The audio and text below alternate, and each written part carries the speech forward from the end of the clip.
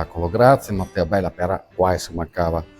Come avrete già capito, mi trovo in centro a Verona, in piazza San Zeno, nel Tempio del Bollito con la Pera, al ristorante a Calmiere, e qui c'è tutto l'occorrente per fare di questo piatto il piatto tipico della tradizione veronese.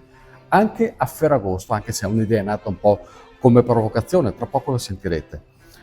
Come spesso succedeva nei piatti poveri della tradizione contadina, con il passare del tempo ciò che una volta era soprattutto cibo di sussistenza, con il tempo e con l'arrivo del benessere diventa prelibatezza e ricercatezza. Da gustare qui, calda, quindi adesso comincio. Però intanto sentiamo direttamente dall'esperto di turno, dal mitico Piero, che cosa vuol dire preparare e degustare questo piatto. Ascoltate, ascoltate, voi ascoltate. Pietro, che origine ha il bollito? Che piatto è?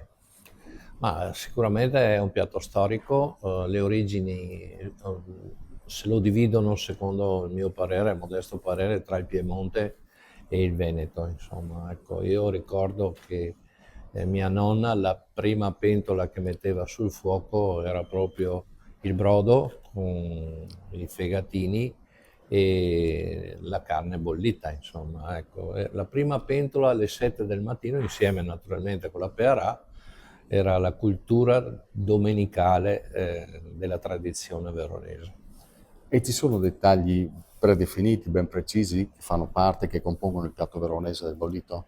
Ma ci sono dei tagli di carne scontati, poi sono stati aggiunti nel tempo, tipo la lingua salmistrata, che è una cosa abbastanza recente, o il prosciutto, che seguono un po' le richieste della clientela. Per esempio i bambini non mangiano la testina, i bambini mangiano il prosciutto, insomma è un pezzo di arrosto che va a completare il carrello delle carni bollite.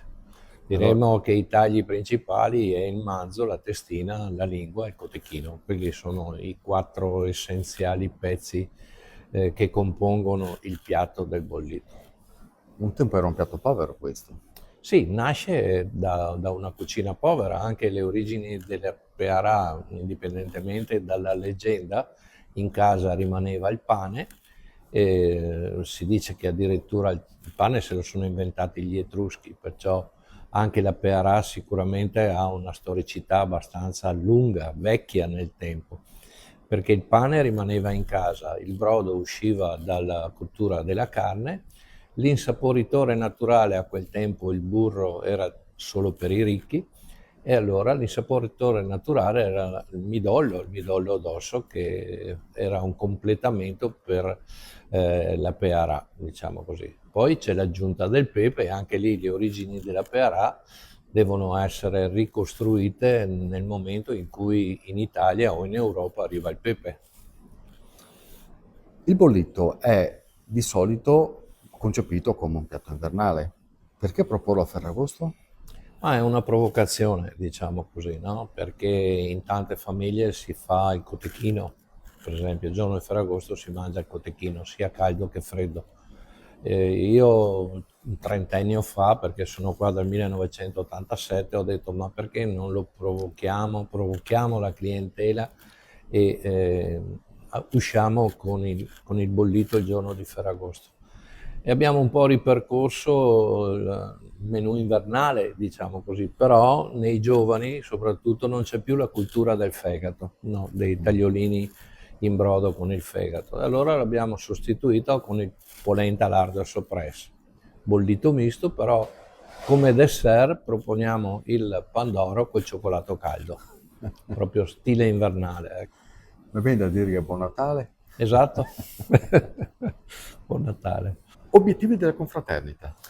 Beh, l'obiettivo della confraternita, in questo caso la confraternita dell'Esso e della Pearà, è di fare da custode e mantenere le tradizioni di quello che è stato il passato delle nostre generazioni.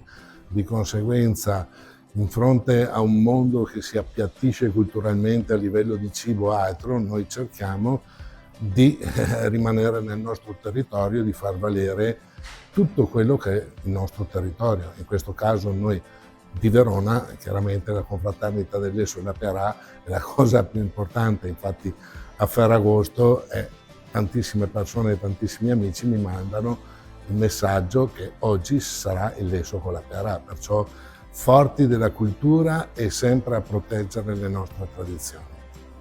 Comunque ci vediamo a Natale. Sarà sicuramente una gioia, ti ringrazio.